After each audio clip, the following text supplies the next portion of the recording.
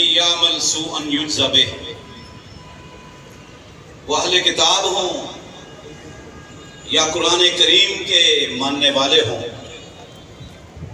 وہ موسیٰ اور عیسیٰ علیہ السلام کے سے اپنا تعلق جوڑتے ہوں، یا سید الانبیاء، امام الانبیاء، خاتم الانبیاء محمد الرسول اللہ صلی اللہ علیہ وسلم کی نبوت پر ایمان رکھنے والے، ان سے تعلق جوڑنے والے ہوں.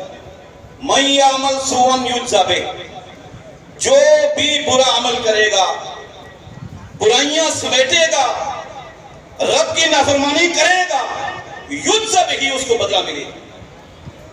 یہ تو دنیا میں ہے یجزى به، کئی صورتوں میں، کئی شکلوں میں. وَلَا يَجِدْ لَهُ مِن دُونِ اللَّهِ وَلِيًّا وَلَا نَصِيرًا، پھر اللہ کے علاوہ نہ اس کا کوئی دوست ہوگا، نہ کوئی مددگار ہوگا، نہ وہ اس کو اس بھنور سے نکالنے والا ہے. ہاں، اللہ ولی ہے، اللہ ولی الذین، اللہ ولی المؤمنین، اللہ اور اللہ متقین کا ولی ہے، اور نیک اعمال کرنے والوں سے اللہ محبت کرتا ہے، ایمان والوں سے اللہ محبت کرتا ہے، ایمان والوں کا اللہ دوست. تو اس دنیا میں بڑے ہی فتنے اس وقت، پہلے بھی تھے، فتنے بڑھتے چلے جائیں گے. جو رسول اللہ صلی اللہ علیہ وسلم نے تصویر کشی کی کہ جس طرح سمندر کی یہ موجیں کبھی ختم نہیں ہوتی، ہر موج کے بارے میں یہ تصور ہوتا ہے کہ شاید یہ آنے والی موج سب سے بڑی ہے، پیچھے والی چھوٹی ہو، لیکن جب وہ ساحل سے آگے ٹکراتی ہے تو پیچھے والی اس سے بڑی ہوتی ہے. چٹائی کے تنکے کی طرح فرمایا کہ یہ جڑے ہوئے ہوں گے، فتنے کے ساتھ فتنہ آئے گا، اور ان فتنوں سے، ان آزمائشوں سے، ان پریشانیوں سے، ان سارے مشکلات سے، پابندیوں سے، رکاوٹوں سے بچانے والی اللہ کی ذات ہے. اور اس کے بعد اگر کوئی چیز سہارا ہے تو وہ نیک اعمال ہے، نیک اعمال ہے.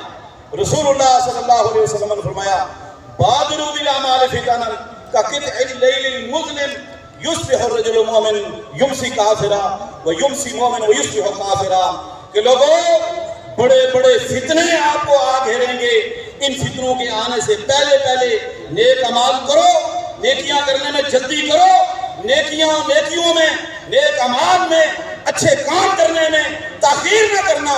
ایسا وقت آئے گا شام کو بندہ مومن ہوگا، صبح کافر ہو جائے گا. اگر صبح کے وقت وہ مومن تھا، شام کو کافر ہوگا. اور یبیع الرجل دینہ بعرض من الدنیا، کیفیت یہ ہو جائے گی ان فتنوں میں کہ آدمی چند ٹکے کے عوض اپنا دین بیچ دے گا، نظریہ چھوڑ دے گا، منحصر کر دے گا، اپنا راستہ بدل لے گا اور فتنوں میں جا پڑے گا، حق کا راستہ چھوڑ دے گا، حق کو وہ خیر آباد کہہ دے گا.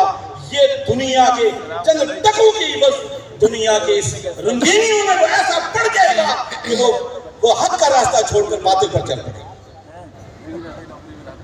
صحیح بخاری مسلم کی حدیث ہے، اللہ کے نبی صلی اللہ علیہ وسلم فرمایا فتنۃ الرجل فی اہلہ و مالہ و جارہ و اہلہ، کہ یہ آدمی کے جسم میں فتنے ہوتے ہیں، گھر میں فتنے ہوتے ہیں، پڑوس میں ہوتے ہیں، ملک میں ہوتے ہیں، معاشرے میں ہوتے ہیں، اولاد میں فتنے ہیں. انما اموالکم و اولادکم فتنہ ہے.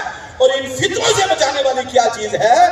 نماز ہے، صدقہ خیرات ہے، جہاد فی سبیل اللہ ہے، امر بالمعروف اور نہی عن المنکر ہے. یہ چیزیں فتنے سے بندے کو بچانے والی ہوتی ہیں. تو ایک چیز اللہ کی ذات کے بعد فتنوں سے محفوظ کرنے والی چیز نیک اعمال.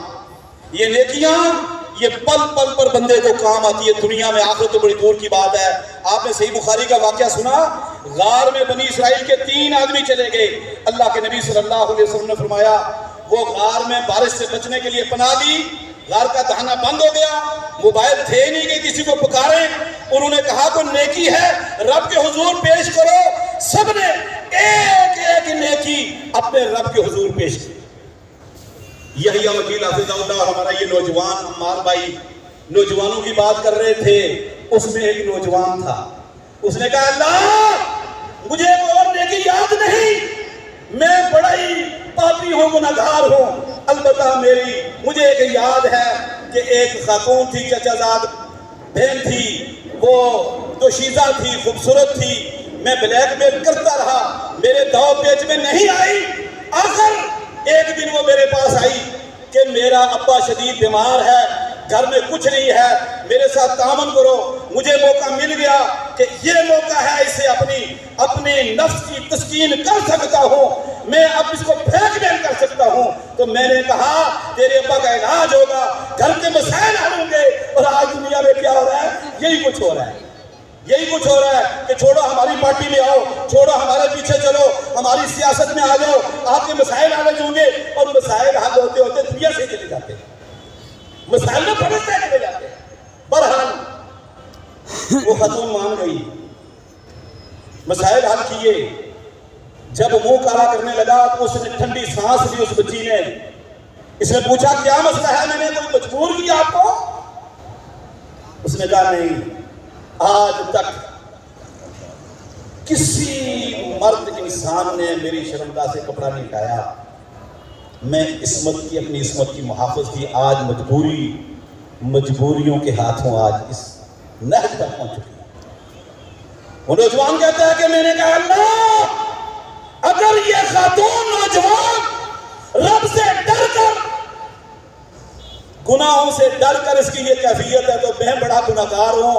میں نے کہا ٹھیک ہے، جاؤ، میں آپ کے گھر کے مسائل بھی حل کروں گا اور آپ کی عصمت کو بھی تعداد نہیں کروں بلکہ عصمت کی حفاظت کروں گا۔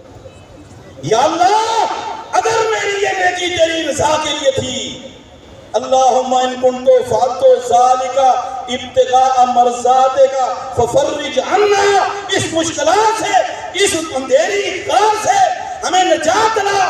اللہ رب العزت نے ان تینوں کی ایک ایک نیکی اپنے حضور قبول کر کے ان کو مشکل سے نجات دے دی۔